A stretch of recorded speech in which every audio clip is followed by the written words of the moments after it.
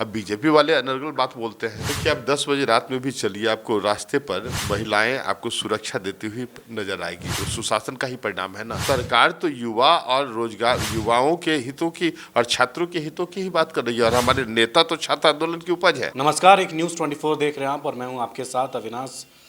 जदयू में जिस तरीके से एक बार फिर से घमासान मच रहा, अब तो जदयू के पूरे मिलसी हैं। गुलाम रसूल बलिया भी लगातार विवादित बयान दे रहे हैं। अब तो ये कह रहे हैं कि सेना का अपमान करते हैं, सेना पे सवाल खड़ा कर रहे हैं। आप लोग पे भी वो सवाल खड़ा कर रहे हैं। जदयू के एमएलसी पहले बोल रहे थे कि पूरे देश को करबला बना देंगे। आखिर आप लोग इस चीज़ को नोटिस क्यों नहीं ले रहे हैं? ना कोई कार्रवाई। देखिए, आपको बतला दें कि जहाँ तक जनता दल यूनाइटेड का प्रश्न है, तो जनता दल यूनाइटेड की जो विचारधारा है, सेना हमारे शौर्य और ये पराक्रम है ना का प्रतीक रही है, राइट। और हम सैन्य बलों का काफ़ी प्रतिष्ठा करते हैं और कभी भी सैन्य बलों में जाति धर्म इत्यादि के आधार पर बंटवारे के खिलाफ हैं।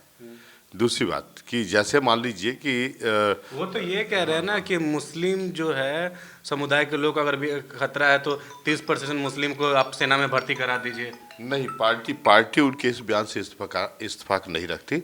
इस तरह के बयान जो हैं भ्रामक हैं और काफ़ी निराशाजनक हैं।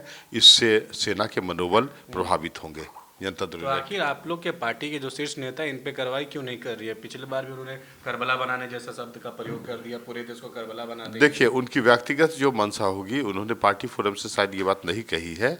और जनता दल यूनाइटेड तो इस प्रकार के बयानों को सिरे से नकारती है। पहले के जो उनके बयान थे उसमें भी हम लोग उनके साथ नहीं थे। हम लोग तो धर्मनिरपेक्ष छवि के व्यक्ति हैं।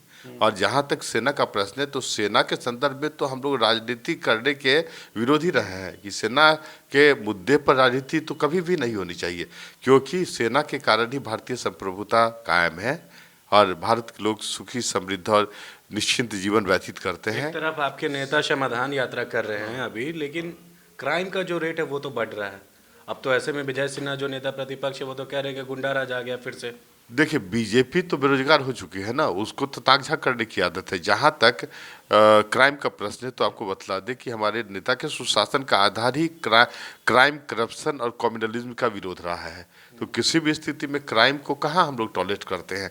और जब भी कोई क्राइम होता है तो हमारी सरकार जो है वो प्रभावी रूप से पदाधिकारियों को निर्देश देती है कि दोषियों को शीघ्र पकड़ा जाए और कड़ी से कड़ी कार्रवाई उसके विरुद्ध की जाए। हम लोग कभी भी क्राइम, करप्शन और कम्युनलिज्म के साथ समझौता नहीं करते।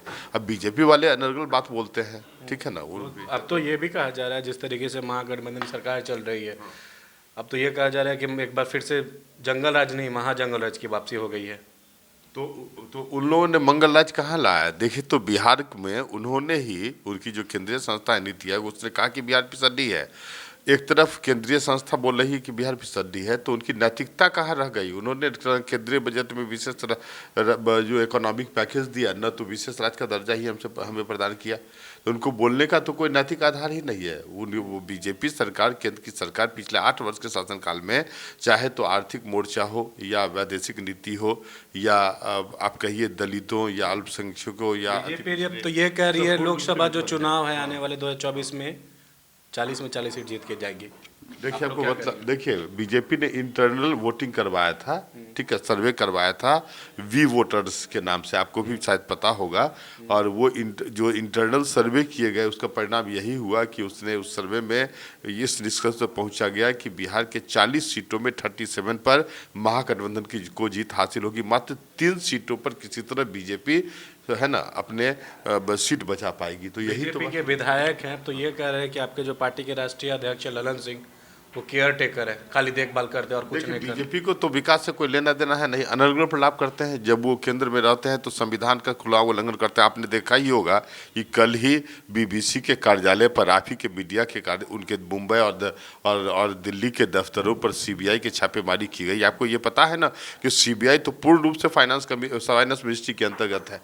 तो केंद्र सरकार अपने विपक्षियों के बातों को दबाने के लिए, है ना, और वास्तविक सच्चाई को छिपाने के लिए तो मीडिया कर्मियों को भी प्रताड़ित करती है। और सबसे महत्वपूर्ण बात है जिस पर ध्यान देने की बात है, पूरे विश्व भारत जानना भी चाहिए कि पिछले साल जो वर्ल्ड प्रेस फ्रीडम इंडेक्स की रिपोर्ट आए उसमें भारत को मीडिया कर्मियों के लिए असुरक्षित राष्ट्र के रूप में चिन्हित किया गया और कहा गया कि भारत ऐसे राष्ट्रों में शामिल है जहां प्रतिदिन दिन दहाड़े मीडिया कर्मियों की हत्या हो रही है। अच्छा, एक आखिरी सवाल है। आप रिपोर्ट देखें, है ना, जो बीजेपी शासित राज्य है वहां सबसे ज्यादा मीडिया कर्मियों की हत्या की जा रही है। और अभी बीबीसी तो, अरे बीबीसी जो है वो अब जो संस्था है वो तो प्रेस है, और आपको बता दें संविधान के अनुच्छेद 19 के तहत जो व्यक्ति की स्वतंत्रता है उसी में फ्रीडम ऑफ प्रेस सिंपलिसिटली एक्सप्रेस्ड है। तो हम लोगों ने तो यही, हमारे नेता तंत्र ने तो यही आवाज उठाया कि बीजेपी सत्ता में रहकर संविधान का उल्लंघन करना चाहती है, वो मौलिक अधिकार है, फंडामेंटल राइट है। लेकिन काम तो हो नहीं रहा है परिमल जी। जिस तरीके से लगातार बार बार सवाल उठ रहा है, तो ये कहा जा रहा है कि रंगदारी बढ़ रही है, अवैध जो है बालू माफिया लोग का मन बढ़ गया है, आपराधिक को संरक्षण मिल रहा है। देखिए, आप 10 बजे रात में भी चलिए, आपको रास्ते पर महिलाएं आपको सुरक्षा देती हुई नजर आएगी। ये किसका है? किसकी सुशासन का ही परिणाम है ना। बिहार एकमात्र ऐसा राज्य है जहां सभी वृद्ध व्यक्ति को वृद्धावस्था पेंशन प्राप्त हो रहा है। ये कहाँ हमारे सुशासन अच्छा, लागू एक आखिरी सवाल है। आपके जदयू कार्यालय के बाहर में कुछ लोग जो हैं लगातार प्रदर्शन कर रहे हैं, उसमें अभ्यर्थी भी हैं, स्टूडेंट्स भी हैं। वो लोग चाह रहे हैं कि आप लोग के कार्यालय में मिलें, आप लोग यहाँ पे उनको मिलने नहीं दिया जा रहा है, गेट लॉक है। आखिर किस मुद्दे पर वो प्रोटेस्ट कर रहे हैं?